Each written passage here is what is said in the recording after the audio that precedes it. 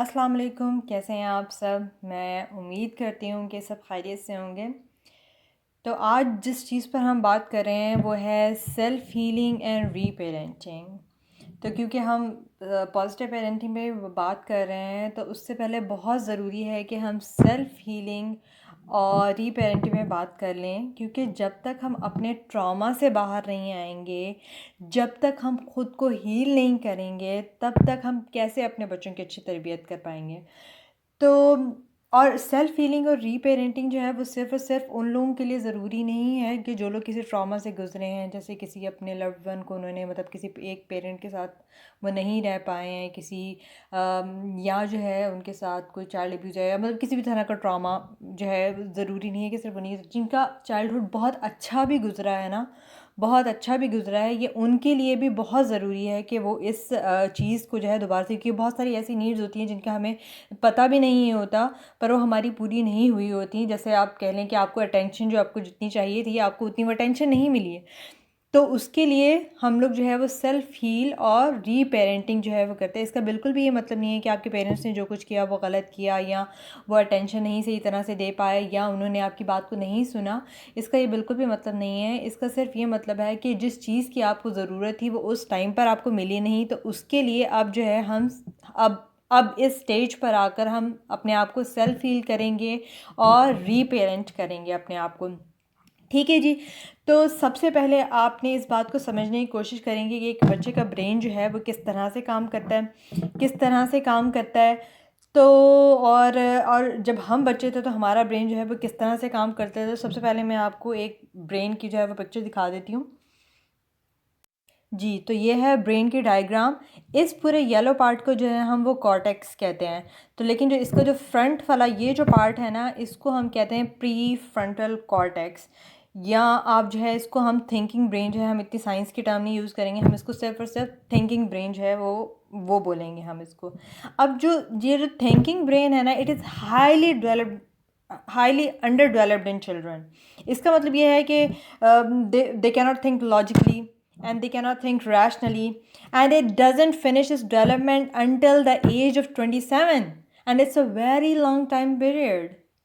मतलब ये कोई छोटा टाइम पीरियड नहीं है, it's a long period, 27 years of your life.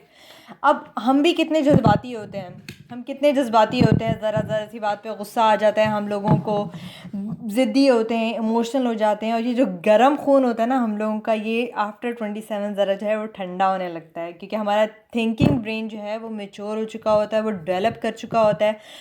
तो तब तक जो है हमारा उस टाइम तक जो है ना हम लोग किस, अब आप, और जो ये जो सेंटर पार्ट है ना, ये जो रेड पार्ट है, ये जो है बेसिकली इसको हम कहते हैं लिम्बिक सिस्टम कहते हैं, लेकिन हम जो है इसे फीलिंग ब्रेन कहेंगे। अब चाहे हम इसे फीलिंग ब्रेन कह भी रहे हैं, पर ये बहुत ही क्रूशल है, क्योंकि इधर से हमारे बहुत से ऑटोमेटिक फंक्शंस जो हैं वो ऑपरेट होते हैं, जैसे कि सांस लेना, जैसे कि ब्लिंक करना, जो इस तरह के छोटे छोटे जो चीज़ें हैं ना, वो सब की सब जो है, छोटी छोटी चीज़ें तो नहीं कहनी चाहिए, लेकिन वो सब चीज़ें जो है वो लिम्बिक सिस्टम से ऑपरेट होती हैं। ठीक है। तो और सबसे मज़े की बात जो है ना वो ये है कि ये 100% डेवलप्ड होता है बर्थ से, क्योंकि यहाँ से हमारे क्रूशल टू लाइफ फंक्शंस जो हैं वो ऑपरेट होते हैं। अब आप मुझे ये बताएं कि जब बच्चों के साथ कुछ होता है जो उन्हें पसंद नहीं होता, या उन्हें समझ नहीं आ रहा होता, या वो स्ट्रगल कर रहे होते हैं किसी भी चीज़ को लेके, तो वो अपने ब्रेन के किस पार्ट से सोचेंगे। जी, तो बच्चे जो हैं वो अपने फीलिंग ब्रेन से जो है वो सोचते हैं। अब जब भी कोई वो ऐसी सिचुएशन होती है तो बच्चों का जो थिंकिंग ब्रेन है ना वो बेसिकली फ्लाई ऑफ कर जाता है। तो वो जो है, मतलब ये कहने की बात है कि वो फ्लाई ऑफ कर जाता है, या it just flips a slate. असल में होता ये है कि blood rushes away from the thinking brain to the limbic system. मतलब वो यहाँ से जो है वो रश अवे कर कर ब्लड जो है वो लिम्बिक सिस्टम के अंदर आ जाता है, from the thinking brain to the limbic system, और इसीलिए वो अपने हाथ चलाते हैं, या टेंट्रम्स में जो भी उनकी बॉडी की मूवमेंट्स होती हैं वो करते हैं। अब जी, क्योंकि जो थिंकिंग ब्रेन है it has already taken a sleeve and leaving the feeling brain expose, तो बच्चा अपनी सारी थॉट्स और सारी स्ट्रगल्स जो हैं वो इंटेंस इमोशंस के साथ आपके सामने पेश करता है। और गुस्सा सबसे आसानी से आ जाने वाला इमोशन है। ऐसी ही बात है ना कि गुस्सा सबसे आसानी से आ जाता है हम लोगों को। अब इस इमोशंस की पटारी को बंद करने के लिए हम वैलिडेशन यूज़ करते हैं। मतलब बच्चा जो भी फील कर रहा हो, हम पहले उसे नाम देंगे और उसकी फीलिंग को वैलिडेट करेंगे। हम कभी ये नहीं बोलें कि बेटा रोना अच्छी बात नहीं होती या गुस्सा करना अच्छी बात नहीं होती है। ठीक है, वो अच्छी बात नहीं होती है, लेकिन हम उसको एक नाम देंगे पहले। तो हम सबसे पहले उससे कहेंगे, ओहो मेरे बेटे को गुस्सा आ रहा है, इतना ज़्यादा गुस्सा आ रहा है कि मेरा बेटा पिटाई करना चाहता है। तो कभी कभी तो बहुत गुस्सा आ जाता है। ये जो है ये जो चीज़ होती है ना, इसको हम वैलिडेशन कहते हैं।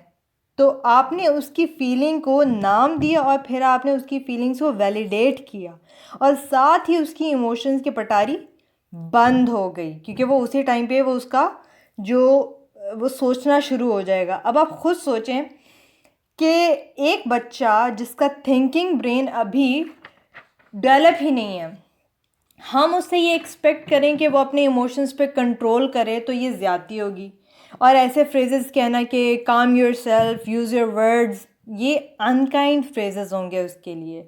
ठीक है, क्योंकि बच्चे का गुस्सा या जो भी वो फील कर रहा है वो हमें ये बता रहा है कि उन्हें हमारी ज़रूरत है उनका थिंकिंग ब्रेन वापस लाने में। ठीक है, अब अगर हमें ही नहीं आता होगा कि हमने अपने इमोशंस को रेगुलेट किस तरह से करना है, तो हम बच्चे की हेल्प किस तरह से करेंगे कि हम उसकी इमोशंस को रेगुलेट कर पाएँ। तो इमोशंस को रेगुलेट करना जो है वो हम वैलिडेशन के थ्रू करते हैं कि कोई भी तरह की जो इमोशंस आते हैं, कोई भी तरह की जो फीलिंग्स आती हैं, वो बुरी नहीं होती हैं, लेकिन उनको रेगुलेट करना जब अगर हमें नहीं आता, तो वो चीज़ जो है आपके नेगेटिविटी के अंदर फिर वो चली जाती है। ठीक है, तो अब हम आते हैं अडल्टहुड पे। तो हम में से कोई भी ऐसा इंसान नहीं है जो अपने साथ किसी न किसी किस्म का इमोशनल बैगेज ना लेकर आया हो, ये किसी इमोशनल ट्रॉमा से ना गुजर के आया हो। Even those of us with happy memories of growing up still have work to do to meet the needs we didn't get to met in childhood. Now the good news is that as adults we are able to teach ourselves what we didn't learn while we were growing up. Now there are four areas to work on as we begin to reparent ourselves. पहली चीज़ क्या है कि आपने discipline करना है अपने आप को। एक्सरसाइज करें, जल्दी सुबह उठें, मेडिटेट करें। Keeping one daily promise for 30 days is a good way to begin to practise discipline. ये जब आप रीपेरेंट अपने आप को करना शुरू करेंगे, तो ये उसके लिए है कि पहले आप क्या करेंगे। सबसे पहले जो चीज़ है वो है डिसिप्लिन, आप अपने अंदर लेकर आएंगे। दूसरी चीज़ जो वो है कि self care is so so so important. हमें शुरू से ही सिखाया जाता है कि ख़ुद को अगर हम पहले रखेंगे तो ये सेल्फिश बात है, लेकिन self care is very important in order to be the best version of ourselves. Just take very good care of yourself. Mind का भी ख्याल रखें और अपनी बॉडी का भी ख्याल रखें। ठीक है, तीसरी चीज़ जो है वो है जॉय। हम में से बहुत से लोगों को ये नहीं सिखाया जाता that it's okay to have fun. We need to find out what brings us joy. Be playful, engage in a hobby just for the joy of it. Find connection and laughter with people. चौथी चीज़ जो है वो है emotional regulation. अगर हमें अपने emotions को regulate करना नहीं सिखाया गया, तो हम फाइट और फ्लाइट और शट डाउन में ही स्टक होकर रह जाएंगे और ये दुनिया हमें सेफ़ नहीं लगेगी। तो इसलिए बहुत ज़्यादा ज़रूरी है कि हम अपने इमोशंस को मैनेज करना सीखें। बहुत ज़रूरी है ये चीज़। इसके अलावा practice saying no to things that don't serve you, practice setting boundaries, practice self-compassion, spend less time with people who have negative impact on you. और अब आपको रीपेरेंटिंग की जो है वो क्यों ज़रूरत है, या कौन से ऐसे साइंस हैं जो ये इंडिकेट करते हैं कि आपको रीपेरेंटिंग की ज़रूरत है। वो ये हैं कि आप इजीली ट्रिगर हो जाते हैं by day to day scenarios, situations. Day to day जो सिचुएशंस होती हैं उसमें आप जल्दी से ट्रिगर हो जाते हैं। जैसे कि मुझे बहुत गुस्सा आ गया कि उसने मुझे इस तरह से कह दिया।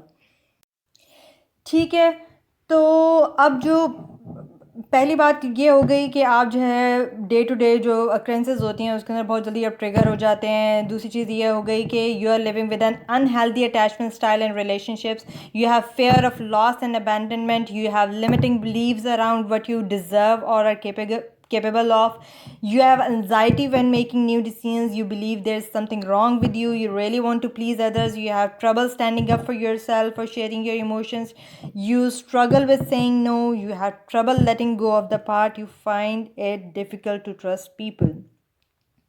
ठीक है, तो अब जो है हम आएंगे सेल्फ हीलिंग के ऊपर, क्योंकि यही है जो अगर आपको रीपेरेंटिंग करनी है सेल्फ हील, तो उसके लिए आपको सेल्फ हीलिंग करनी पड़ेगी। ठीक है, तो अब हम इसकी तरफ आते हैं, तो वो कैसे की जाए। अब कोई भी बुरा इवेंट जो हमारी लाइफ में होता है उसके साथ इमोशंस भी जुड़े होते हैं। अब जब उन इमोशंस को उसी टाइम प्रोसेस नहीं किया जाता तो वो हमारे माइंड में स्टक होके रह जाते हैं। तो एज अ ट्रॉमा वो स्टक होकर रह जाते हैं in our unconscious mind, affecting our life with until वो uncover and process it out. तो मतलब प्रोसेस करना जो है वो उन इमोशंस को रेगुलेट करना इज़ वेरी इंपॉर्टेंट। इसीलिए ये बात बहुत ज़्यादा ज़रूरी है कि उन डिस्ट्रेसिंग इमोशंस को हील किया जाए। अब जब हम बच्चे होते हैं तो हम समझते हैं कि वी आर आवर फीलिंग्स। ठीक है, क्योंकि हमारा ब्रेन इस तरह से काम कर रहा होता है। अगर हमारी फीलिंग्स एक्सेप्टेबल नहीं है तो हम सोचते हैं कि हम ही एक्सेप्टेबल नहीं हैं। तो इसीलिए बहुत ज़्यादा ज़रूरी है कि हम सेल्फ हीलिंग पे काम करें। जो स्टेप्स मैं आपको बताने जा रही हूँ वो रिसर्च बेस्ड हैं और मोस्टली साइकोलॉजिस्ट इसी पैटर्न को फॉलो करते हैं, को थेरेपीज़ भी जो है वो इसी पैटर्न को फॉलो करते हुए वो देते हैं। जी, तो पहली चीज़ जो है ना वो ये है कि एक मिनट मैं आपको बताती हूँ कि पहली चीज़ जो है ना जो आपको करनी है वो ये करनी है कि आप करेंगे, इस पहली चीज़ है ना उसको हम कहते हैं, ओह आई कैन नॉट सी,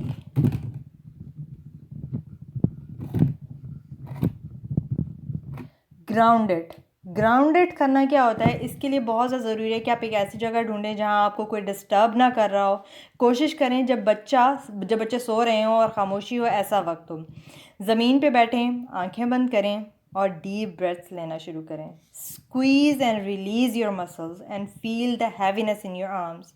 अपने आप को कनेक्टेड फील करें ज़मीन के साथ। Your mind should be clear before we move on to step 2। तो ये बेसिकली यही है कि आप अपने आप को फील करें, अपनी सांसों को फील करें, अपनी बॉडी को फील करें। तो वो जो है आप जब खामोशी होगी तो तभी आप जो है वो इस चीज़ को कर पाएंगे। ठीक है, स्टेप नंबर 2 जो है वो है रिकॉल करें। ठीक है, अब उस सिचुएशन के बारे में सोचें जिसकी वजह से आप अपसेट थी। रीसेंट इवेंट को ले लें तो वो ज़्यादा बेहतर होगा आपके लिए, ताकि हम उसको जो है वो फिर पीछे लेके जाना ज़्यादा इजी हो जाएगा। रिव्यू करें उस सिचुएशन को in as much detail as possible और अपने आप को वापस उसी वक्त और उसी जगह लेकर जाएं। एक्सपीरियंस करें उस सिचुएशन को विद ऑल योर सेंसेस। जब इमोशंस आने लगें तो फिर हम स्टेप 3 के ऊपर जाएंगे, जब आपको इमोशंस आना शुरू हो जाएंगे। तो स्टेप 3 क्या है? Sense it.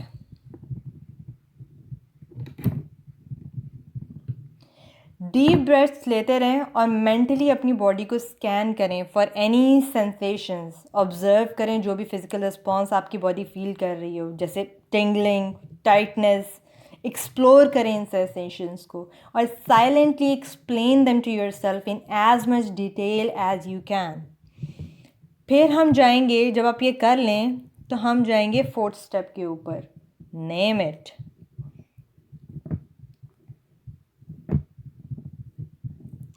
ठीक है, अब आपने उन सेंसेशंस को नाम देना है जो आप फील कर रहे हैं। जैसे टाइटनेस को आप एंजाइटी का नाम दे सकते हैं, जो हीट आपको आर्म्स में फील हो रही हो उसे एंगर।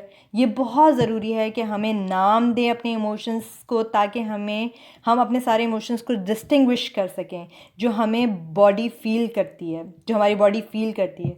और यह आपको ग्रेटर सेंस देगी आपके एक्सपीरियंस की and a richer knowledge of yourself. ठीक है, अब हमने नाम दे दिया अपने इमोशंस को जो भी हमारे पास आ रहे हैं। फिर अब नेक्स्ट स्टेप क्या है? That is love it.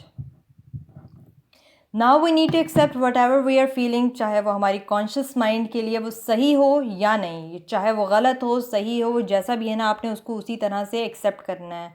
So you will say to yourself, I love myself for feeling anger और मे बी जेलसी और maybe nervous, maybe something else. तो हर इमोशन के साथ आप ऐसे ही करेंगे, जो भी आप इमोशंस फील कर रहे हैं ना, उनके साथ आप जो है वो इसी तरह से करते जाएंगे। हम इंसान हैं and we all have different emotions, so we need to embrace our humanness and love yourself for it. Number 6 है feel and experience it. Feel and experience it. अब आप अपने इमोशंस और सेंसेशंस को फील करें, उन्हें चेंज नहीं करना, आपने उन्हें छुपाना नहीं है खुद से ही। आप ही हैं, कोई और नहीं है, कोई भी और नहीं है। बस जो भी है उसे फील करें, एक्नॉलेज करें जो भी डिस्कम्फर्ट आप फील कर रही हो। बॉडी को उसी तरह से रिस्पॉन्ड करने दें जैसे वो करना चाहती है। अगर आप रोना चाहती हैं तो रो लें, अगर चीखना चाहती हैं तो चीख लें, अगर मारना चाहती हैं तो पंच इन द एयर। अपने इमोशंस को प्रोडक्टिवली एक्सप्रेस करना ही उन्हें फुली तरह से प्रोसेस करना होता है। और जब आप ये कर लेंगी तो उसके बाद आपका 7th स्टेप जो है वो ये है कि you are going to receive its message.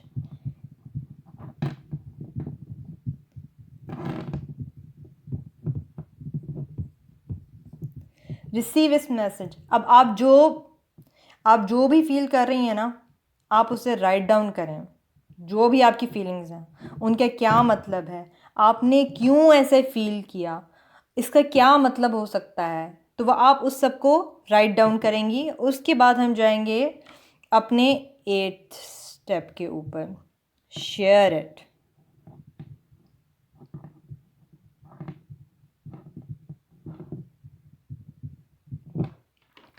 ठीक है, अब आपने इसको जो है, अगर आप कंफर्टेबल हैं तो फिर आप किसी और से भी शेयर कर सकती हैं, और अगर नहीं है कंफर्टेबल तो ख़ुद से ही लिख लें, ख़ुद से ही उसको पढ़कर देख लें। डिस्क्राइब करें व्हाट हैपेंड, आपने कैसे रिएक्ट किया उस टाइम, और अब आप क्या समझती हैं उस एक्सपीरियंस के बारे में।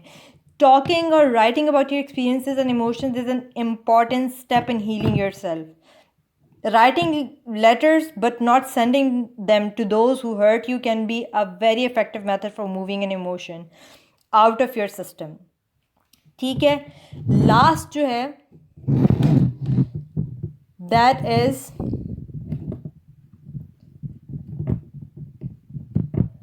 Let it go. अब आपने ये करना ये है कि जो भी आपने लिखा है उसे सेफली जला दें या उसे बहा दें अपनी आंखों के सामने। आपका ब्रेन जब विजुअलाइज करेगा ना, वो उस ट्रॉमा की एनर्जी को रिलीज़ कर देगा आपकी बॉडी से, और उसकी जगह आप पॉजिटिव एनर्जी और पॉजिटिव थॉट्स जो हैं वो ले सकती हैं। So this is the last step of healing yourself. ये रिसर्च बेस्ड स्टेप्स हैं फॉर सेल्फ हीलिंग, और अगर आपको लगे कि आपको ये करने में मुश्किल हो रही है तो आप जो है थेरेपिस्ट के पास भी जा सकती हैं अपने आप को सेल्फ हील करने के लिए। और write your journal, it's a rewarding thing for yourself. It will take time but it's very effective. ठीक है, यही मेथड है जो थेरेपिस्ट भी यूज़ करते हैं आपके लिए। तो उसके लिए आपको जर्नल जो है अपना बनाना वो बहुत ज़्यादा ज़रूरी है। ये शुरू में आपको बहुत मुश्किल लगेगा कि बहुत मुश्किल स्टेप्स हैं करने और इनको समझना, क्योंकि हम लोगों को अपने इमोशंस जो हैं वो रेगुलेट करने ही नहीं आते हैं। जैसे हम लड़कों को कह देते हैं कि बेटा रोना, बॉयज़ रोते नहीं हैं, तो उसी तरह से ये सब चीज़ें होती हैं। तो इट्स वेरी इंपॉर्टेंट कि हमें सब चीज़ें जो है वो हम खुद से करें, तो हम अपने आप को सेल्फ हील कर सकते हैं। और इसी तरह से हम पॉजिटिव पेरेंटिंग हमारे लिए वो बहुत ज़्यादा आसान हो जाएगी जब हम सेल्फ हील करेंगे। जब पीस ऑफ माइंड होगा तो it will be a lot more easier for us to do तरबिया ऑफ आवर किड्स। तो इंशाल्लाह ताला अब मैं चलती हूँ, और आई होप कि ये आपके लिए जो सेशन है वो काफ़ी फ़ायदेमंद होगा, काफ़ी नॉलेजेबल होगा आप लोगों के लिए, आपने काफ़ी कुछ सीखा होगा। ओके जी, अल्लाह हाफ़िज़।